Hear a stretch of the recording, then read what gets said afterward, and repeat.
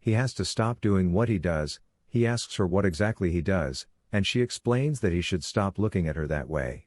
She walks towards the other side of the workshop, and he comes to meet her there. He asks her why she, a pretty young lady, decides to marry a man as old as George, and she tells him not to talk about her husband like that. She threatens to report him to George, but he suggests that he should tell George himself, and the last thing George will do is to send him away, and he is sure Larissa won't like it when he is away.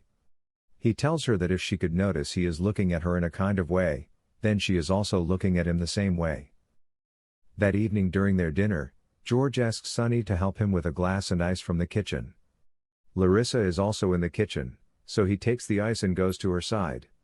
He uses it to rub her body and touches her breasts and thighs. He gets so late in the kitchen that George has to ask why he is late. The following morning, George goes to meet Sonny at the workshop, and Sonny tells him he has gotten a good place to buy a carburetor, and he has also removed the old one. He tells George to visit the store before it gets sold out quickly. While he is away, Larissa comes to the workshop to ask about her husband, and Sonny tells her he won't be back till about 3 hours. She attempts to leave, but he drags her back with his dirty and oily hands. He touches her and rubs her body. He carries her in his hands, and they have intercourse. George arrives with the carburetor. He screams and calls his wife. She watches him happily as he drives the car around.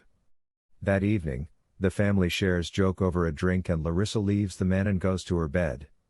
When George sleeps, Sonny covers him with clothes and goes to meet Larissa. They have intercourse again. After the act, Sonny asks Larissa why she married George again. She tells him it was because she was broke and had no direction.